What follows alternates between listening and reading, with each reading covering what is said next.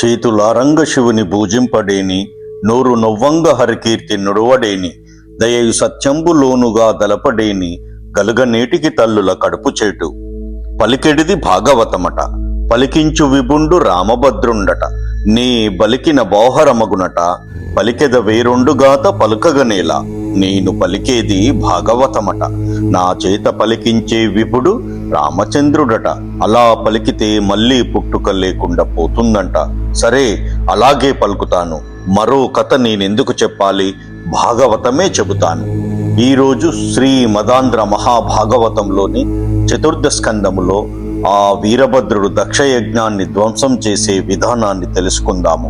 అభ్రం లిహాదభ్ర విభ్రమాభ్ర భ్రమా కృణీల దీర్ఘ శరీరమమర ప్రజ్వల జజ్వలన దీప్త జ్వాలికాజాల జాజ్వల్యమాన కేశములు మెరియ జండ దిగ్వేదండ శుండోప దూర్దండ సాహస్రధృత హేతి సంగమొప్ప వీక్షణ త్రయలోక వీక్షణ ద్యుతిలోక వీక్షణ తతి దుర్నిరీక్షముగను గ్రకచ కఠిన కరాల దంష్టలు వెల్లుంగ గణక పాలాస్తి వన మాలికలను దనర నకిలలోక భయంకరుడగుచు వీరభద్రుడుదయించె మారట రుద్రుడగుచు. అలా పెరికి వచ్చిన జడ నుండి లోకాలన్నింటికీ భయం కలిగిస్తూ రెండో రుద్రుని వలె వీరభద్రుడు పుట్టాడు. ఆయన నల్లని దీర్ఘ శరీరం ఆకాశాన్ని అంటుతూ ఉంది. కాలమేఘం అనిపిస్తుంది. తల వెంట్రుకలు భగభగమండే అగ్ని జ్వాలల వలె ప్రకాశిస్తూ ఉన్నాయి. దిగ్గజాల తొండాల వలె ఉన్న ఆయన 1000 బాహువులలో అసంఖ్యాకాలైన ఆయుధాలు మెరుస్తూ ఉన్నాయి. 3 కన్నుల నుండి ప్రచండంగా మార్తాండ కిరణాలు ప్రసరిస్తూ ఉన్నాయి. ప్రజలు చూడలేకపోతున్నారు. కోరలు రంపాల వలె కఠినంగానూ కర్కశంగానూ ఉన్నాయి. మెడలో కపాలమాలలు వ్రేలాడుతూ ఉన్నాయి. వీరభద్రుడు శత్రు సంహారం తలపెట్టాడు. తన 1000 చేతులు జోడించి వినమ్రుడై, స్వామి ఆజ్ఞాపించండి అని ఈశ్వరుణ్ణి వేడుకున్నాడు.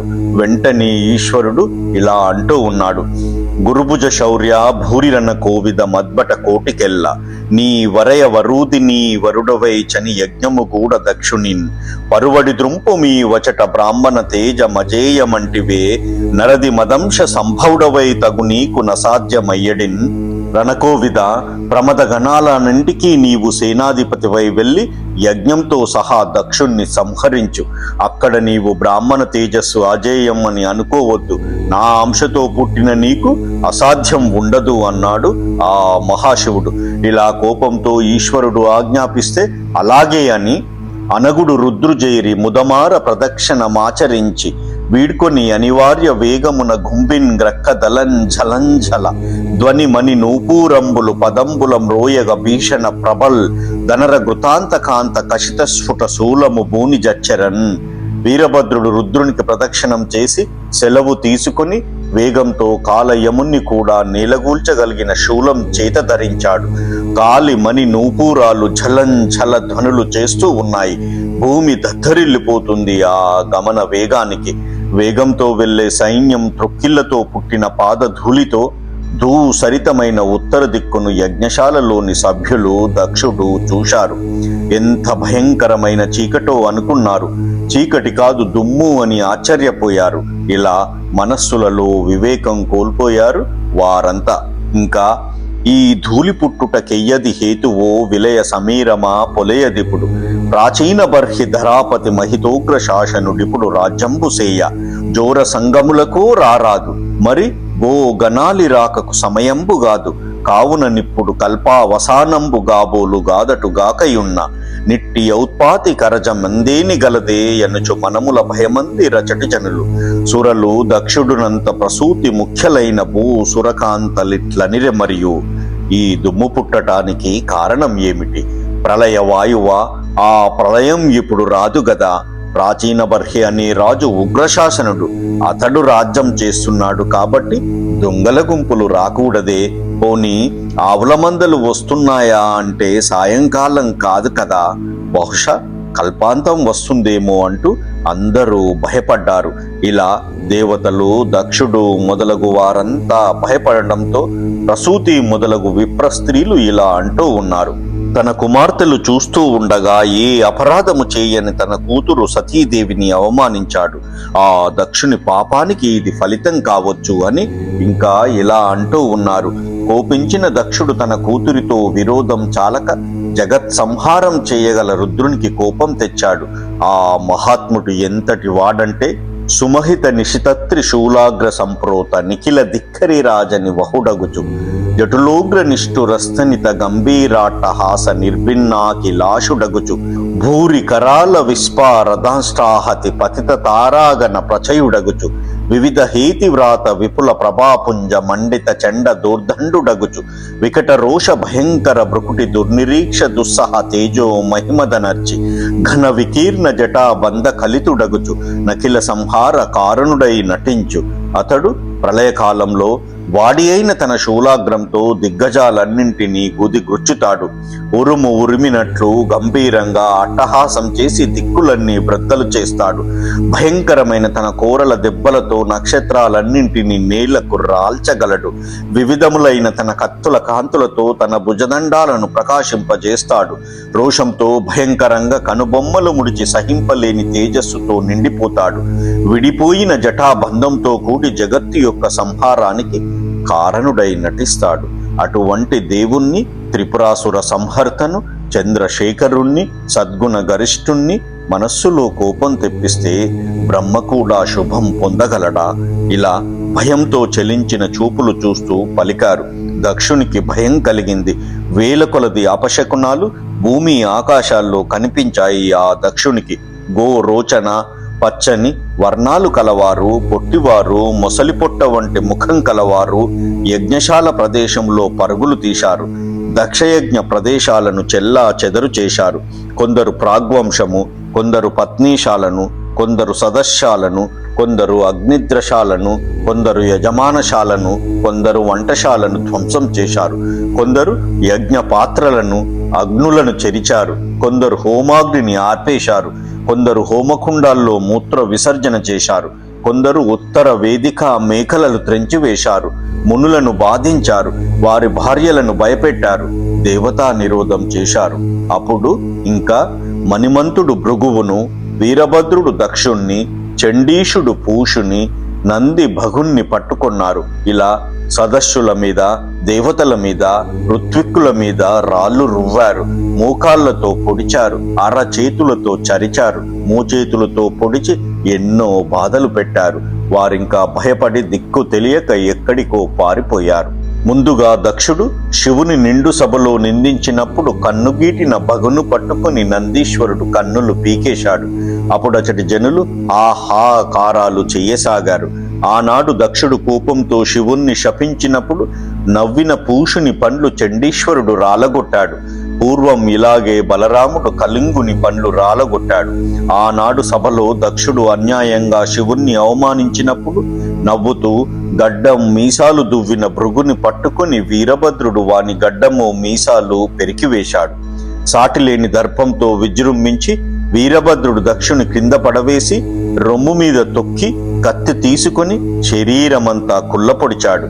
కాని మంత్రపూతాలైన ఎన్నో శస్త్ర అస్త్రాలతో గట్టిపడిన చర్మం కల అతనిని చంపలేక ఆశ్చర్యపడి చివరకు మెడ నులిమి శిరస్సు ఖండించి కోపంతో భగభగ మండే దక్షిణాగ్ని కుండములో పడవేసి బూడిద చేశాడు ఆ దక్షుని తలను.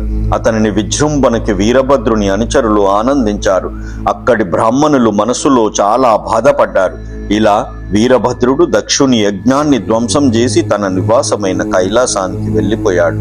అప్పుడు శివభటుల యొక్క వాడి కత్తులు, గదలు, శూలాలు, ఇనుప గుదియలు, రోకళ్ళు మొదలగు సాధనాలతో అవయవాలన్నీ బ్రద్దలై నులి అయి దేవతలు భయంతో గుండె చెదిరి బ్రహ్మను చేరి ఆయన పాదాలకు సాగిల్లపడి మ్రొక్కారు. తమను ప్రమదులు నిర్దయగా చాలా బాధించారని చెప్పారు. ఇలా ఆ సూత మహర్షి పరీక్షిత్తు మహారాజుకు చెప్పసాగాడు. ఇదంతా పూర్వమే మనసులో తెలిసినందువల్ల విశ్వాత్మకుడు, కమలలోచనుడు అయిన నారాయణుడు బ్రహ్మగారు దక్షిణ యజ్ఞం చూడటానికి రాలేదు. దేవతలు ఇలా చెబితే బ్రహ్మ వారితో ఇలా అంటూ ఉన్నాడు: తేజస్వి అయిన వాడు మళ్ళీ మళ్ళీ అపరాధం చేస్తూ ఉన్నా వానికి ప్రతీకారం చేసిన ప్రజలకు లోకంలో క్షేమం ఉండదు అని ఇంకా ఇలా అంటూ ఉన్నాడు. యజ్ఞభాగానికి అర్హుడైన పశుపతిని, అభవుణ్ణి, శర్వుని, భర్గుణ్ణి యజ్ఞభాగం నుండి దూరం చేసిన దోషులు మీరు దుష్టులవుతారు. ఆ మహాదేవుడు ఒక్కసారి బొమ్మలు ముడిచివేస్తే లోకాలు లోకపాలకులు నశిస్తారు. అటువంటి ఈశ్వరుని మనస్సు దక్షుని తిట్లనే అస్త్రాలతో నొచ్చుకుంది. పైగా ఇప్పుడు భార్యా వియోగం కూడా కలిగింది. అటువంటి ఈశ్వరుణ్ణి చేరి పరిశుద్ధమైన మనసుతో భక్తితో ఆయన పాదాలు పట్టుకొని శరణు వేడండి. అతడు ప్రసన్నుడైతే మీ కోరిక సిద్ధిస్తుంది అని ఇంకా ఇలా అంటూ ఉన్నాడు. ఆ మహాదేవుని సమీపించడానికి భయపడకండి.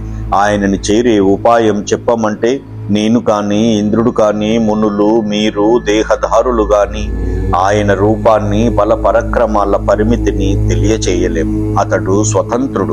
అందుచేత ఆ ఉపాయం ఎవ్వరూ చెప్పలేరు. ఆయన భక్తులకు అధీనుడై శరణాగతులను రక్షించే ఈశ్వరుని దగ్గరకు వెడదామని చెప్పి ఆ బ్రహ్మ దేవతలతో పితృగణాలతో ప్రజాపతులతో కలిసి కైలాసానికి వెళ్ళసాగాడు.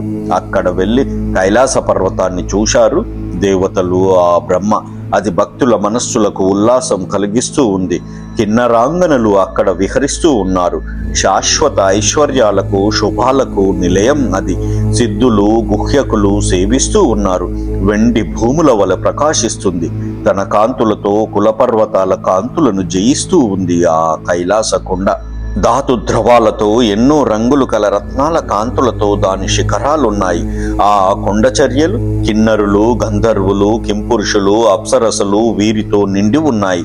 కొన్ని చోట్ల విమానాల్లో తిరిగే జంటల విహారాలతో నిండిపోయాయి. కొన్ని చోట్ల మల్లెపూలు చక్కగా వికసించి వ్యాపించి ఉన్నాయి. కొన్ని చోట్ల సిద్ధాంగనలతో దేవతాంగనలతో ఆశ్రమాలు శోభిల్లుతున్నాయి. దేవతలు సంచరించటానికి తగిన స్థలాలవి. ఎన్నో విధాలైన పుణ్యాలు అనుభవించటానికి అనువైన ప్రదేశం ఆ వెండికొండ. అది ఇంకా మందారాలు పారిజాతాలు తెల్ల తెగడలు కానుగు మద్ది తాడి తక్కోల ఎర్రకాంచన దిరిసెన ఏరుమద్ది తీయమామిడి కడిమి మంకెన నాగకేసరం సురపొన్న సంపెంగ పాటలం అశోక పొగడ ముల్ల గోరింట బంగారు మామిడి తామర మోదుగ ఏలకి లవంగ జాజి ఇప్ప మల్లె పనస పూల గురివింద కొండమల్లె మేడి రావి జువ్వి మర్రి ఎర్రగన్నేరు భుజసత్తిరి పోక నేరేడు ఖర్జూరం మామిడి మోరటి కొబ్బరి గారవెదురు వెదురు బొంగు వెదురు మొదలగు చెట్లతోనూ శోభిల్లుతోంది. కోకిలలు నెమళ్ళు పిచ్చుకలు చిలుకలు మదించిన తుమ్మెదలు మొదలగు నానావిధ పక్షుల కోలాహలం ధ్వనులతో దిమ్మెత్తిపోయిన ఆకాశం కలిగింది ఆ వెండికొండ.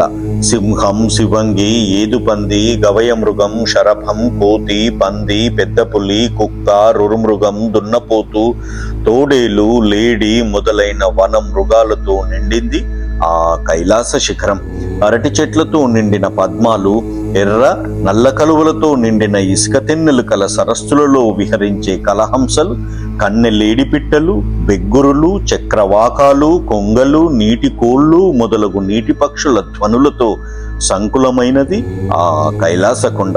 జల క్రీడలలో విహరిస్తున్న సతుల స్తన మండలాలకు పూసుకున్న కస్తూరితో కలిసిన హరి చందన సువాసనలతో కూడిన నీటితో నిండిన గంగా తరంగాలతో కూడిన కైలాస పర్వతాన్ని చూసి బ్రహ్మ దేవతలు ఎంతో ఆనందం పొందారు.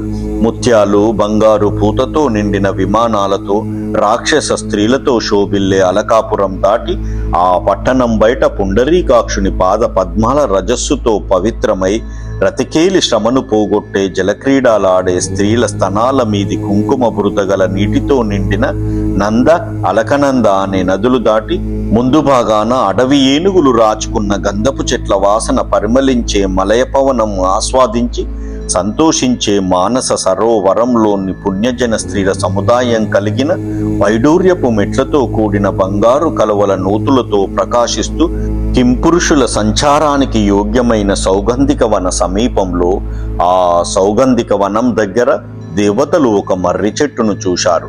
అది 100 యోజనాల పొడవు, 75 యోజనాల చుట్టుకొలత కలిగి ఉంది. ఆ వ్యాప్తిలో సదా నీడ పడుతూ ఉంటుంది. ఆకులు, కొమ్మలు, పండ్లతో నిండి ఉంది. సిద్ధుల యోగక్రియలకు నిలయమై, పాపరహితులై మోక్షం కోరే వారికి ఆశ్రయమై, సంసార తాపాన్ని కూడా నివారిస్తూ ఉంటుంది. ఆ చెట్టు భక్తులకు ఆనందం కలిగిస్తూ సకల ఐశ్వర్యాలకు నిలయమై ఉంటుంది. ఆ చెట్టు కింద ఈశ్వరుణ్ణి చూశారు బ్రహ్మ, దేవతలు మొదలైన వారు. తేజస్సులైన సనందాది మహర్షులచే సేవింపబడుతున్నాడు. ప్రశాంతమైన రూపం, వాత్సల్యమనే గుణము కలిగి లోకాలకు శుభప్రదుడై ఉన్నాడు. విశ్వానికి బంధువై జగములన్నింటిలోనూ ప్రశంసింపబడే కీర్తి కలిగినవాడు. ఆయనను గుహ్యకులు, సాధ్యులు, రాక్షసులు, యక్షులకు రాజైన కుబేరుడు సేవిస్తూ ఉన్నాడు. వారింపరాని బలం కలవాడు. విద్యతో, తపస్సుతో, యోగంతో కూడినవాడు. శిరసు మీద లేత చంద్రుడు ఉన్నవాడు. మునీంద్రులాయనను స్తుతిస్తూ ఉన్నారు. తపస్సుల కోరికలు తీర్చేవాడు.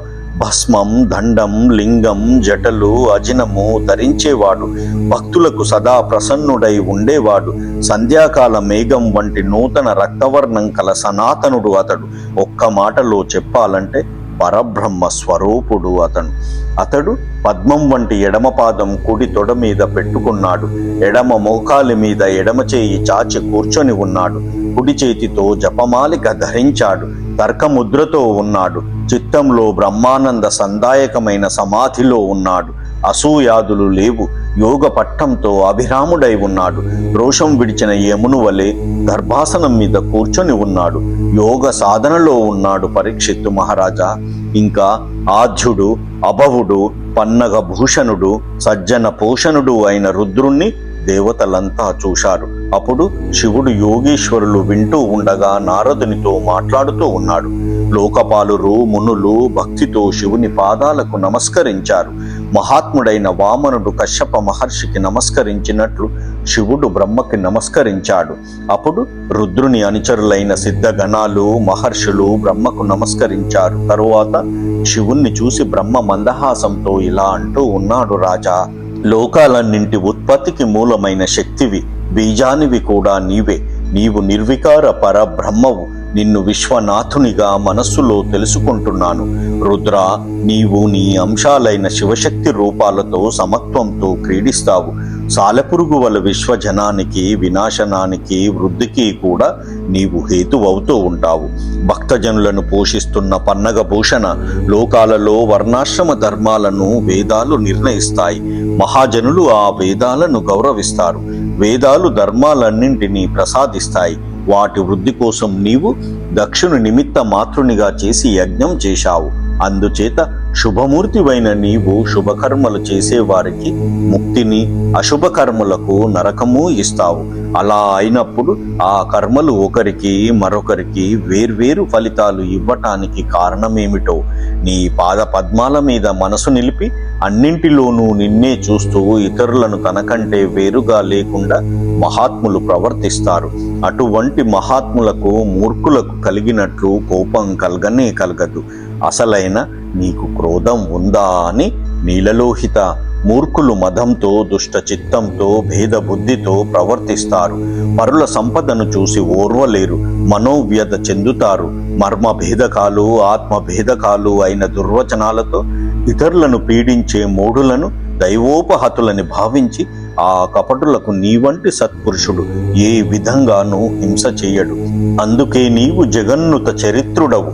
అంతేకాదు, ఏ దేశంలోనైనా ఏ కాలంలో అయినా దాటరాని పద్మనాభుని మాయచేత మోహితులై భేద దర్శనుల వల్ల ద్రోహం కలిగిన అది దైవకృతమని భావిస్తూ ఇతర దుఃఖాలకు ఓర్వలేక సత్పురుషుడు హింసింపడు. కావున నీవు అచ్యుతుని మాయచేత కూడా మోసం పొందని వాడవు. కాబట్టి సర్వజ్ఞుడవు. మాయచేత మోహితులై కర్మవర్తనులైన వారి వల్ల ఏదైనా ద్రోహం కలిగితే నీవే రక్షించాలి. అందుచేత యజ్ఞ భాగానికి అర్హుడవైన నీకు యజ్ఞంలో భాగం ఇవ్వకపోవడం వలన నీ చేత ధ్వంసమై సమాప్తి నొందని దక్షుని యజ్ఞాన్ని ఉద్ధరించి దక్షుణ్ణి మళ్ళీ జీవింపచేయి. భగుని నేత్రాలు, భృగు మహర్షి మీసాలు, పూషుని దంతాలు మళ్ళీ దయచేయుము. అవయవాలు విరిగిపోయిన దేవతలు ఋత్విక్కులకు ఆరోగ్యం ప్రసాదించు. ఈ మఖావశేషం యజ్ఞం సమాప్తమవడానికి కారణమవడం చేత నీ భాగం అగుగాక అని బ్రహ్మ వినయంతో వేడుకుంటే శివుడు వెంటనే సంతోషించి చిరునవ్వు నవ్వి ఇలా అంటూ ఉన్నాడు, రాజా, హరిమాయతో పామరులు చేసిన అపరాధాలు, దోషాలు ఎన్నడూ నేను మనసులో పరిగణించను.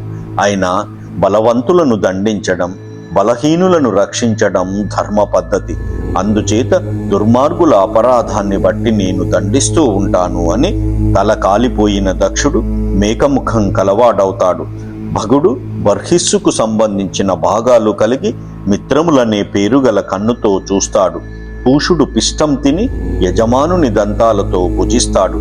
దేవతలు యజ్ఞంలో మిగిలినవి నాకివ్వడం చేత సర్వ అవయవాలు కలిగి ప్రవర్తిస్తారు. శరీరం ముక్కలైన ఋత్విక్కులు మొదలగువారు అశ్వినీ దేవతల బాహువుల చేతను పూషుని చేతులతోనూ జీవిస్తారు. భృగువు మేకపోతు మీసంతో గడ్డంతో ప్రవర్తిస్తాడు. ఇలా శివుడు చెబితే ప్రాణులన్నీ సంతోషించాయి. తండ్రి తండ్రి అని సాధువాదాలతో అభినందించారు. అప్పుడు శివుని నుండి వీడ్కోలు పొంది ఇంద్రాది దేవతలు ఋషులతో కలిసి రాగా బ్రహ్మ రుద్రుని ముందించుకొని దక్షాధ్వర స్థలానికి వెళ్ళాడు. అప్పుడు మునులు, ఋత్విక్కులు, దేవతలు శివుని యోగ ప్రభావంతో అవయవాలన్నీ కలిగి పూర్వ శరీరాలతో ప్రకాశించారు. అలా దక్షుని మేఘముఖం కలవానిగా చేస్తే నిద్ర నుండి మేల్కొని లేచినట్లు ఈశ్వరుడు చూస్తూ ఉండగా దక్షుడు లేచి నిలిచాడు. ఇలా లేచి ముందర ఉన్న శివుణ్ణి చూడగానే శరత్కాలంలో బురదపోయిన సరస్సులా దక్షుని మనస్సు శివద్వేషంతో పుట్టిన కల్మషాలన్నీ పోయి నిర్మలుడై శివుని స్తుతింప మొదలు పెట్టాడు. మృతి చెందిన సతీదేవిని తలుచుకొని అనురాగంతోనూ ఉత్కంఠతోనూ బాష్పాలతో నిండిన కన్నులు కలిగి పలుకలేక చిట్ట చివరకు ఎలాగో అణుచుకొని ప్రేమాతిరేకంతో సర్వేశ్వరుడైన హరునితో ఇలా అంటూ ఉన్నాడు, రాజా, విను, నీ కపరాధుడనగు నన్ను దండించుటది దండనము కాదు మదిన్, నన్ను రక్షించుటగా మనమున్న దళతును దేవా యభవా పురహరా రుద్రా. దేవా పురహరా రుద్రా, విను, నీ అపరాధం చేసిన నన్ను ఇది దండించటం కాదు, నన్ను రక్షించటమే అని నేను భావిస్తున్నాను. పుణ్యాత్మ, నీవు శ్రీహరి ఇద్దరు బ్రాహ్మణపాసులైన వారి పట్లని ఎన్నడూ ఉపేక్షించరట. దృఢవ్రతులైన వారి పట్ల నీకు ఉపేక్ష ఎక్కడిది? సృష్టి ఆదిని వైదిక సంప్రదాయ ప్రవర్తనం తెలపటానికి విద్యను, తపస్సును వ్రతంగా ఆచరించే బ్రాహ్మణులను పుట్టించావు. వారినెప్పుడూ చేతిలో దండం పుచ్చుకొని గోపాలకుడు గోవులను రక్షించినట్లు రుద్ర నీవు రక్షిస్తుంటావు గదా. రుద్ర, క్షుద్ర సంహార, కరుణా సముద్ర, నేను తత్వజ్ఞానం తెలియని వాడను. సభలో నా దురుక్తులనే బాణాలతో కొట్టబడిన నీవు నా అపరాధాన్ని మనస్సులో తలపక సజ్జనులను నిందించిన దోషంతో నేను అధోగతి పొందుతుంటే దుర్మార్గున్నైన నన్ను దయతో రక్షించిన నీకు ప్రత్యుపకారం చెయ్యటానికి నేనెంత వాడను. ప్రశస్త చరిత్రుడా, పరులను అనుగ్రహింపగల పని వల్ల కలిగే సంతోషం నీ చిత్తంలో కలుగును గాక. ఇలా రుద్రునికి క్షమాపణం చెప్పి బ్రహ్మ అనుమతి పొంది దక్షుడు ఉపాధ్యాయునితో ఋత్విక్కులతో కలిసి యజ్ఞక్రియలు నిర్వహిస్తూ ఉన్న సమయంలో బ్రాహ్మణులు యజ్ఞాలు నిర్విఘ్నంగా సాగటానికి ప్రమదాది వీరుల సంసర్గ దోష నివృత్తి కలగడం కోసం విష్ణు దేవతాకము, త్రికపాల పురోడాశ ద్రవ్యమైన కర్మ చేశారు. అధ్వర్వు కృత్యములో ప్రవేశించిన భృగువుని కూడి నిర్మల మనస్సుతో దక్షుడు ద్రవ్యత్యాగం చేశాడు. అప్పుడు లోకాలన్నింటికీ గురుడైన నారాయణుడు సాక్షాత్కరించాడు. ఆయన నల్లని శరీర కాంతులు నల్దిక్కులా వ్యాపిస్తున్నాయి. బంగారు మొలత్రాటి కాంతులతో పట్టు ఉత్తరీయపు కాంతులు స్నేహం చేస్తున్నాయి. లక్ష్మీదేవితో కూడిన లలిత వక్షస్థలం మీద వైజయంతిమాల కాంతులు రంగులీనుతున్నాయి. రత్నాలు పొదిగిన బంగారు కిరీటం మీది కోటి కాంతులు లేత సూర్యుని కాంతులతో మేలమాడుతున్నాయి. ఆయన కుంతలాలు నల్లని మేఘకాంతుల నీనుతున్నాయి. తన దేహకాంతి బ్రహ్మ, ఈశ్వర, ఇంద్రాదుల కాంతులను క్రిందపరుస్తున్నాయి. లలితమైన శంఖం, చక్రం, పద్మం, గద, విల్లమ్ములు, ఖడ్గం వీటి కాంతులు కాంచనమని కంకణాల కాంతులతోనూ రత్నాంగులీయ కాంతులతోనూ ప్రకాశించే భుజ సమూహంతోనూ ఆయన దేహం కొండగోగు చెట్టు వలె ప్రకాశిస్తుంది పరీక్షిత్తు మహారాజా. సరసములు, ఉదారములు, సమంచితములు అయిన చిరునవ్వులతో, చూపులతో లోకాలను సంతోషపెడుతూ పరమోత్సవంతో విశ్వబంధుడైన విష్ణువు సాక్షాత్కరించాడు. దేవతా స్త్రీలు రాజహంసల వలె తెల్లవైన విసర కర్రలతో, వింజామరలతో వీస్తూ ఉన్నారు. చంద్రబింబం వంటి తెల్లగొడుగు కాంతులు దిక్కులలో పిక్కటిల్లేటట్లు కరివరదుడైన హరి గరుడవాహనం ఎక్కి వచ్చాడు. నీలమేఘ ద్యుతితో సాక్షాత్కరించిన వికారం లేని విష్ణువును చూసి బ్రహ్మ, ఇంద్రుడు, శివుడు మొదలగు దేవతలు లేచి దయాసాగర నమస్సులంటూ భక్తితో మ్రొక్కారు.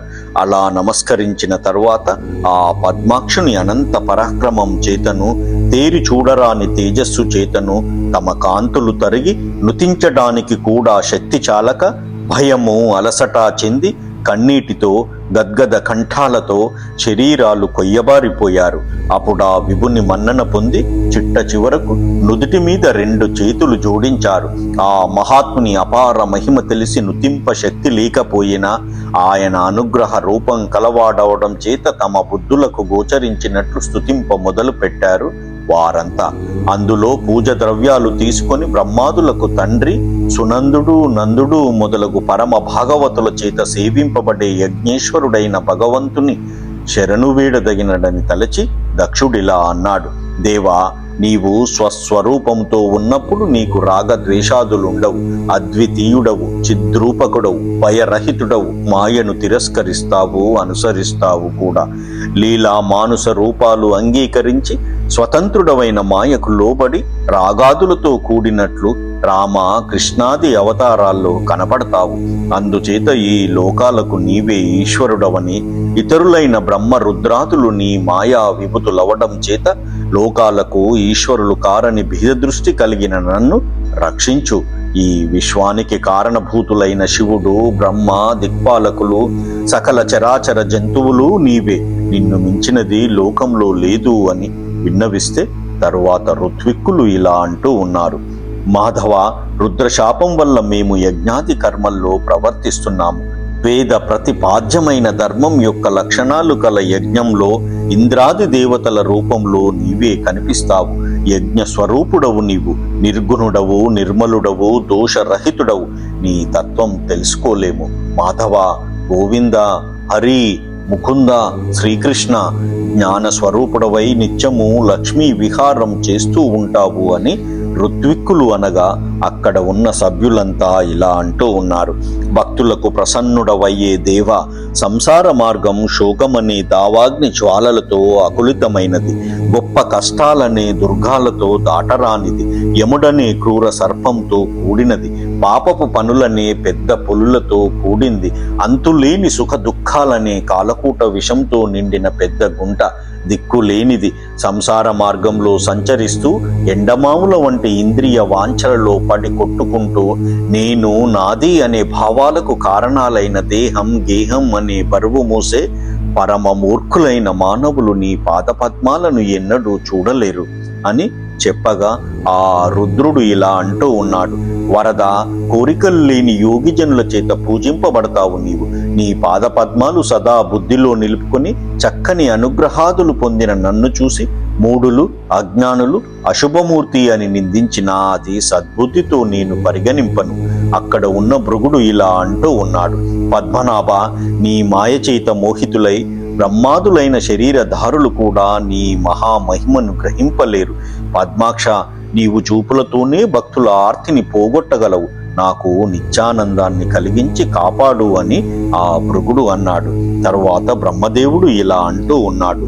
ఎదుటనున్న పదార్థాల భేదం గ్రహించే నేత్రం మొదలగు ఇంద్రియాలతో పురుషుడు చూడగలిగే నీ రూపం మాయామయమై సత్తుకు అసత్తుకు వ్యతిరిక్తమై జ్ఞానార్థాలకు కారణమై సత్వదిగుణాలకు ఆశ్రయమైన నిరుపమాకారం నీకు విలక్షణంగా ఉంటుందని భావిస్తాను.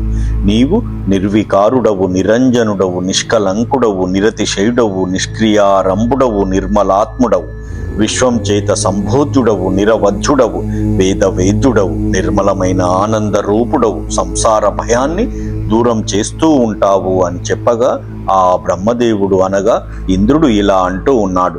రాక్షస సంహారకమైన ఆయుధాలతో ప్రకాశించే అష్టబాహువులతో కూడి యోగుల చిత్తానికి ఆనందం కలిగించే నీ దేహం శాశ్వతమైనది, ప్రపంచం వలె మిథ్య కాదు, శాశ్వతము అని నా మనసులో భావిస్తాను దేవతా చక్రవర్తి అని ఇంద్రుడు ప్రార్థించగా ఋత్విక్కులు ఇలా అంటూ ఉన్నారు. నీ పాదార్చన కోసం దక్షుడు ఆరంభించిన యజ్ఞం శివుని కోపంతో భస్మమైపోయింది. యజ్ఞభూమి శ్మశాన భూమి అయి కళా విహీనమైంది. పద్మపత్రాల వంటి నీ నేత్రాలు తెరిచి చూడు ఒక్కసారి, యజ్ఞం పవిత్రమవుతుంది అచ్యుత అని ఋత్విక్కుల సతులు అనగా అక్కడ ఉన్న ఋషులంతా ఇలా అంటూ ఉన్నారు. అనగా మాధవ, నీవు మావలనే కర్మారంభివై యుండియున్ విను తత్కర్మ ఫలంబు నొంద వితరుల్ విశ్వంబునన్ భూతికై యనయంబున్ భజయించు నిందిర గరంబర్దిన్ నినుంజేర గైకున వేమందుము నీ చరిత్రమునకున్ గోవింద పద్మోదర. మాధవ, నీవు కూడా మావలనే కర్మలు చేస్తూ ఉంటావు, అయినా ఆ కర్మల ఫలితం పొందవు. సంపదల కోసం లోకులందరూ సేవించే లక్ష్మీదేవి ఎంతో ప్రీతితో నిన్ను వరించినా నీవు ఆమెను స్వీకరించవు.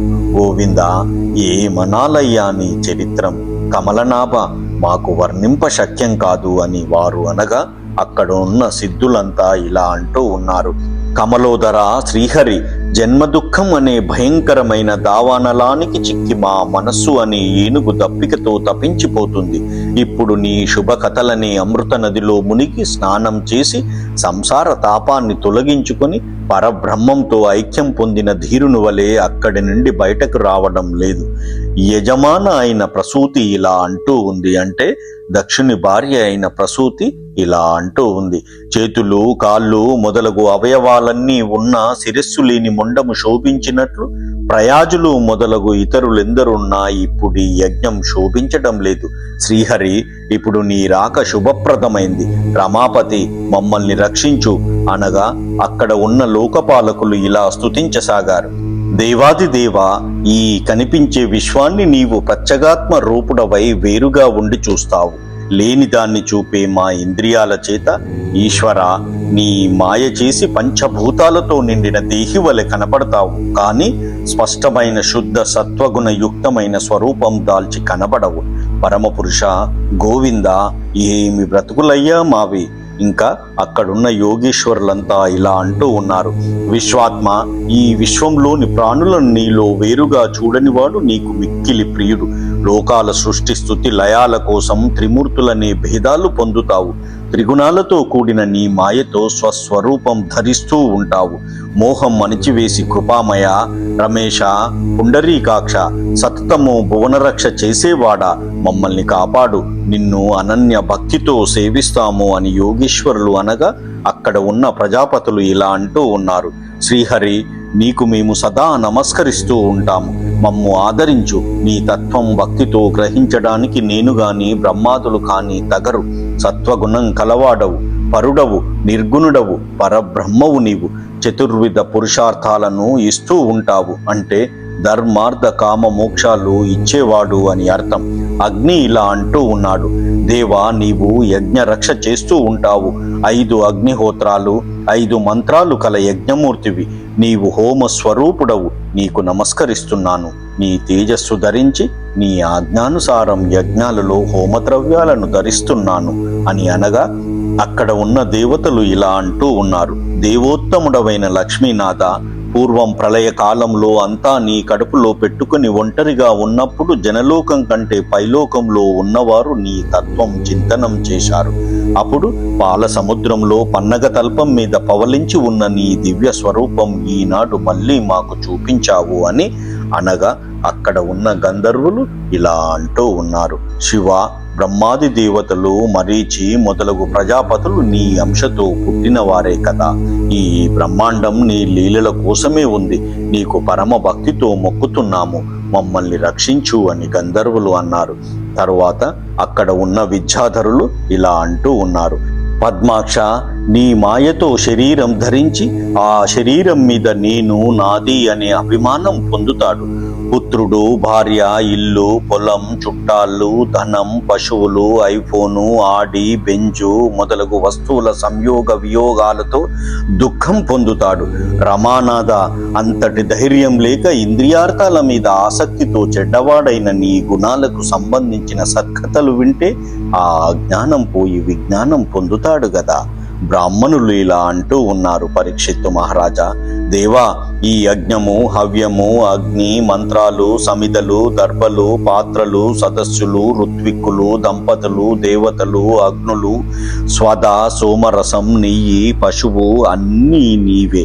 నీవు పూర్వం వేద స్వరూపమైన ఆది వరహ రూపం దాల్చి ఏనుగు తన దంతంతో పద్మాన్ని పైకెత్తినట్లు నీ కోరతో పాతాళం నుండి భూమిని పైకెత్తావు గదా.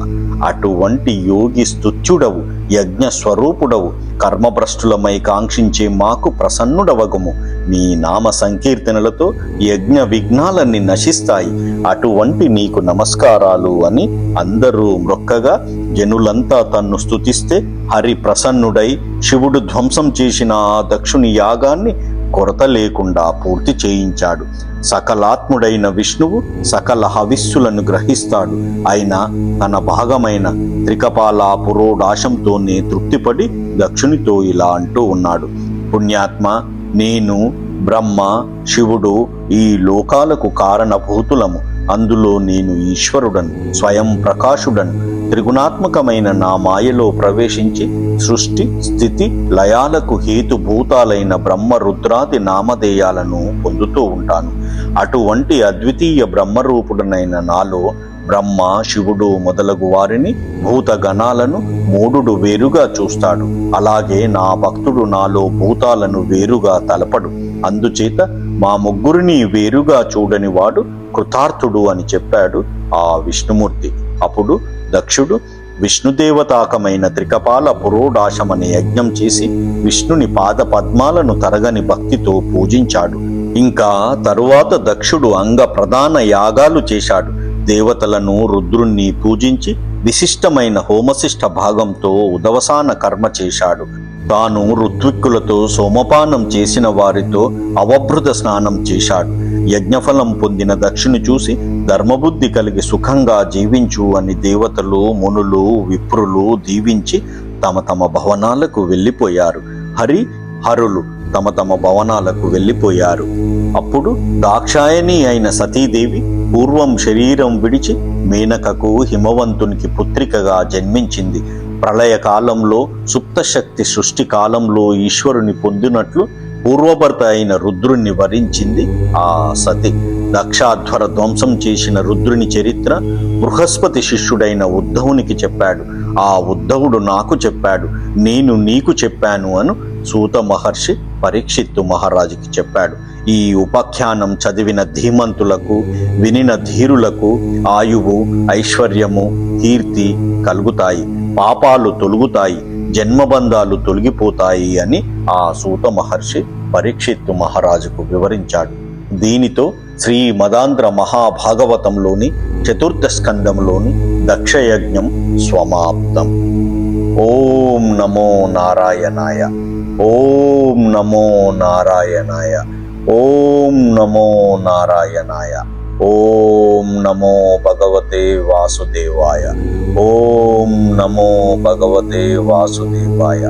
ఓం నమో భగవతే వాసుదేవాయ. జై శ్రీమన్నారాయణ.